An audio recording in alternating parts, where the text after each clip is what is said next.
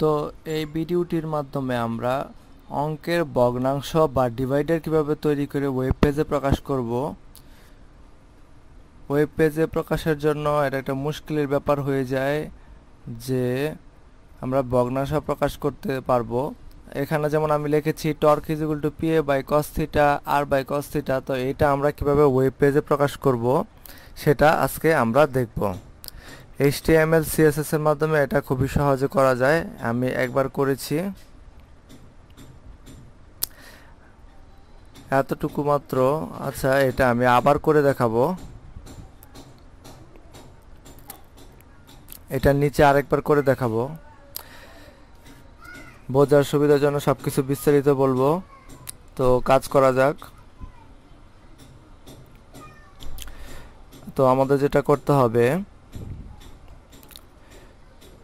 প্রথমে আমরা একটা ডিভ নেব।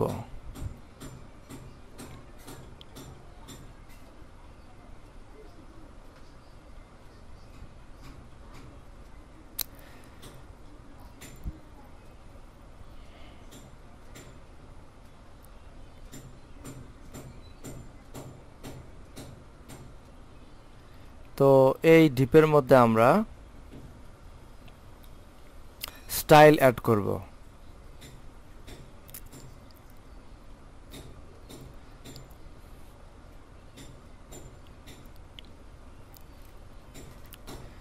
স্টাইল হিসাবে হাইট নেব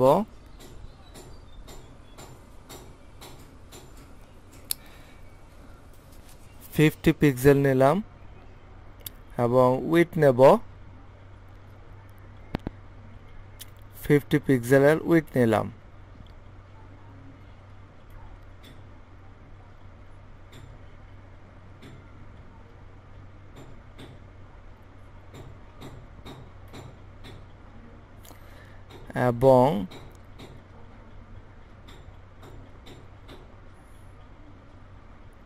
এবং ডিপের মধ্যে আমি আরো কিছু এলিমেন্ট নেব।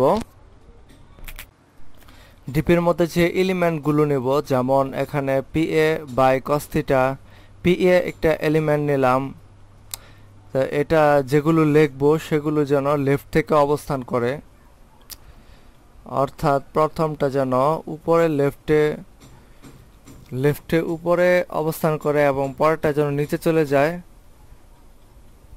তার জন্য আমরা হাইট নিয়েছি 50 পিক্সেল, উইডথ নিয়েছি 50 পিক্সেল।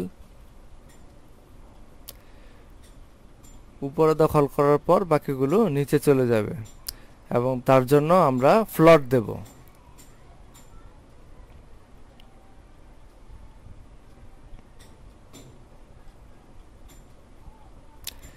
ফ্লট দেব লেফটে।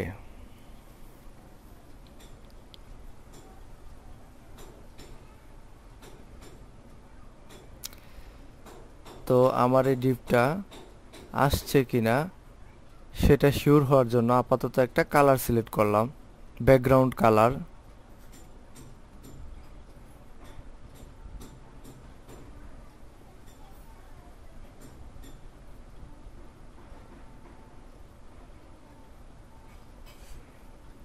এই যে রেড কালার চলে আসছে।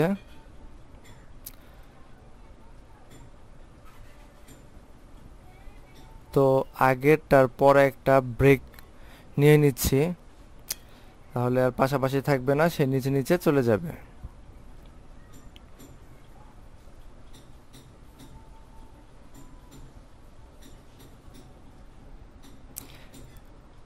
একটা ব্রেক দিয়ে হচ্ছে না, তো আরেকটা ব্রেক নিয়ে নিচ্ছি।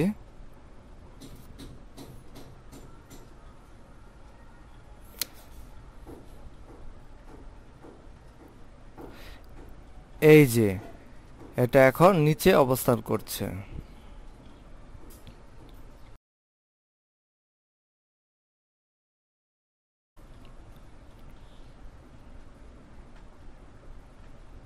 এবং এখানে আমি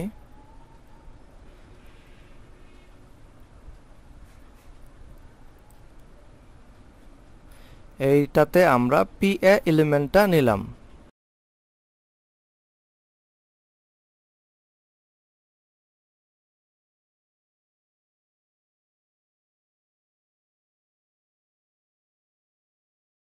এটা নিতে হবে cos থিটার জন্য, তার জন্য আরেকটা ডিপ নিচ্ছি cos থিটার জন্য।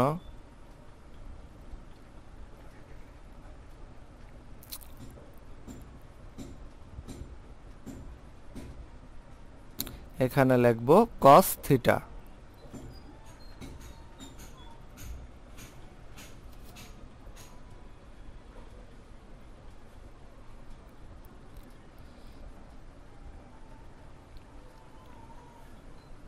তো PA বাই cos থিটা।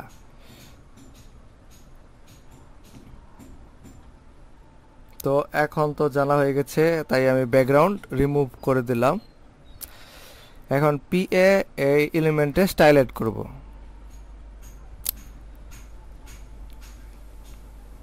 স্টাইলে আমরা দেব বর্ডার বটম নেব, border bottom 1 pixel solid black.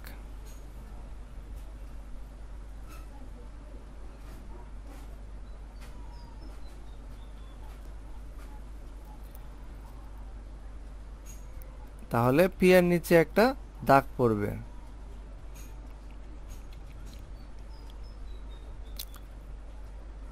Border, তারপর একটা স্ল্যাশ হবে,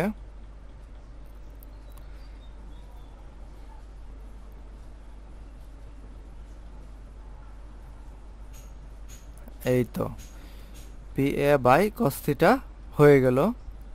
এটাকে এখন আমরা কারেকশন করব, মাঝখানে নিয়ে আসব, cos থিটাকে মাঝখানে নিয়ে আসব।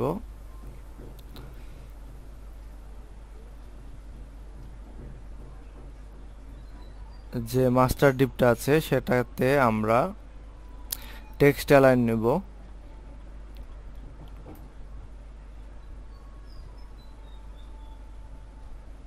টেক্সট অ্যালাইন সেন্টার করে দেব।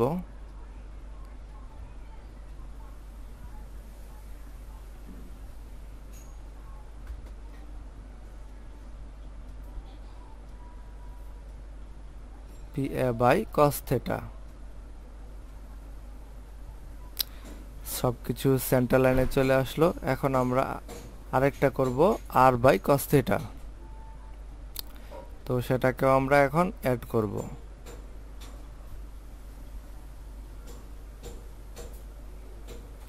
এটা করার জন্য সম্পূর্ণটাকে আমরা আরেকটা মাস্টার ডিপের ভিতরে ইনক্লুড করে নেব।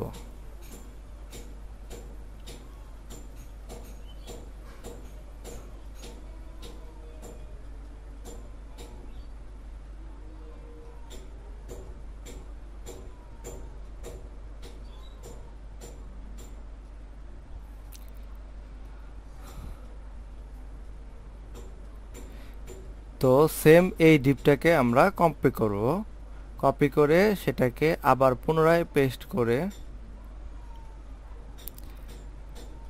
করব।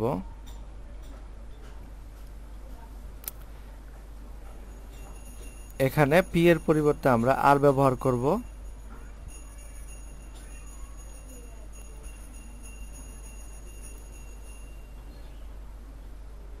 এই যে PA by cos theta, R by cos theta. এখন এই যে বর্ডার আছে সেটা একসাথে হয়ে গেছে, বর্ডার বটম। ঘাবড়ানোর কিছু নয়, এটাকে আমরা সেপারেট করব। সেপারেট করার জন্য এই ডিপটাকে সম্পূর্ণটাকে, এখান থেকে এইটুকু ছিল,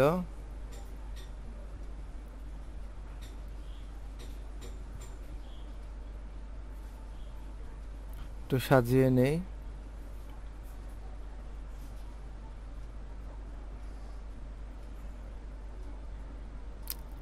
এইটুকু এটাকে কপি করে মাঝখানে এইখানে পুনরায় আরেকবার পেস্ট করব।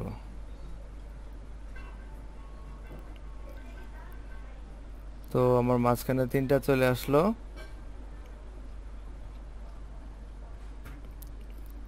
PA by cos theta, R by cos theta, R by cos theta দুবার হলো।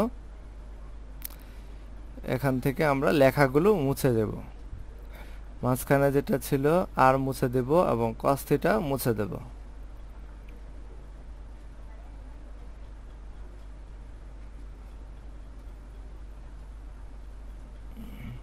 লেখাগুলো থাকবে না, বর্ডার বটমটা রয়ে গেছে, সেটাকেও আমার মুছে দিতে হবে।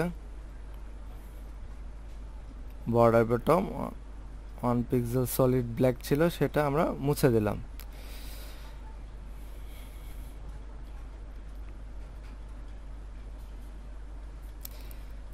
এখন একটা বড় গ্যাপ চলে আসছে, বড় গ্যাপটাকে কমাতে হবে।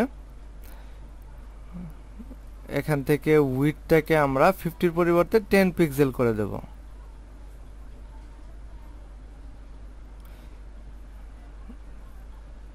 তাহলে এটাও, আচ্ছা সরি, আমরা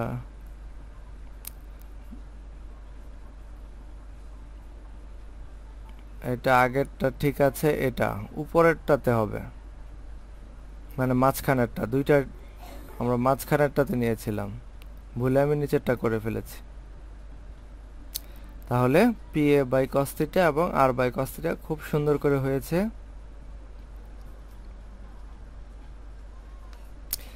এখানে কিছু ব্রেক টেক নিয়ে নিই, নিচের দিকে স্পেস কম দেখাচ্ছে, তাই কিছু ব্রেক টেক নিয়ে নিলাম।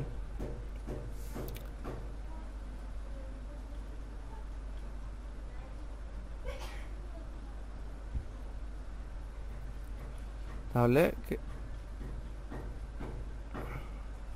এখন টর্ক ইজ ইকুয়াল টু কথাটা লিখতে হবে।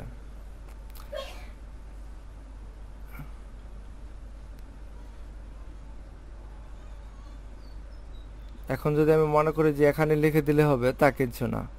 তো কিছু কাজ আছে এখানে মাস্টার ডিপের ভিতরে। একবার যদি আমি লিখি টর্ক ইজ ইকুয়াল টু, আচ্ছা লিখলাম, প্যারাগ্রাফ ট্যাগ দিয়ে লিখতে পারি বা এভাবে লিখতে পারি। আচ্ছা যাই হোক, যেভাবে লিখি না কেন এটা প্রবলেম তৈরি করবে, পাশে চলে আসবে। আসলে যেটা হচ্ছে না, পাশে চলে আসার কথা, যেটা হচ্ছে না।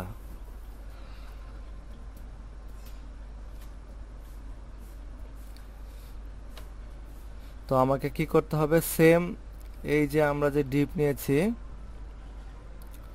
এখান থেকে এইটুকু, এটাকে আমরা আবার আরেকটা নেব, কপি করে পেস্ট করব।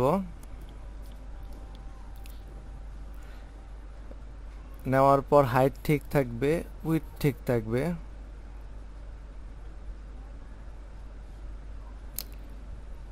ফ্লট লেফট কথাটা তুলে দেব, এটার প্রয়োজন হবে না। না না সরি, টেক্সট অ্যালাইন সেন্টার, এটার প্রয়োজন হবে না, টেক্সট অ্যালাইন সেন্টারের প্রয়োজন হবে না। এখানে বর্ডার বটম, এটার প্রয়োজন হবে না।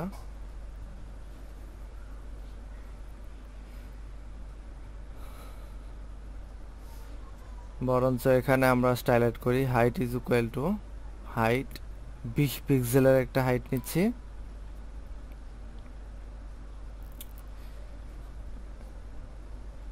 এখানে কোনো লেখা থাকবে না।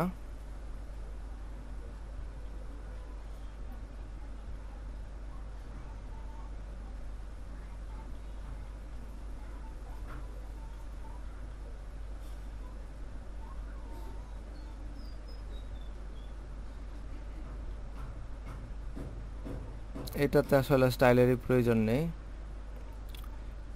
উপরেরটাতে হাইলাইট করলাম। এইখানে আমি লিখব torque is equal two,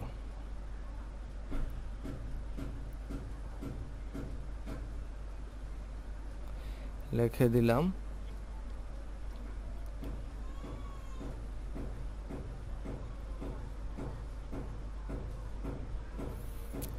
torque is equal to P by cos theta R by cos theta.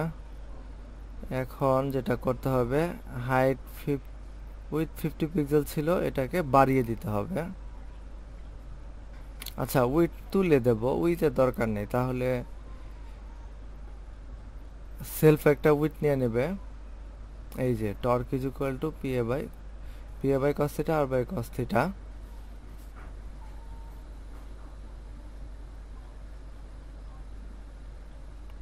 তো এখানে আমরা কিছু স্পেস তৈরি করতে পারি। স্পেস তৈরি করার জন্য অ্যাম্পারস্যান্ড চিহ্ন NBSP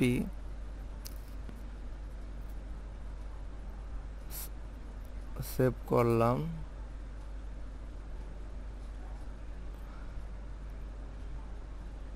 এই যে রেডি। আরো স্পেস দিতে চাইলে আরো অ্যাম্পারস্যান্ড চিহ্ন NBSP দিতে পারি।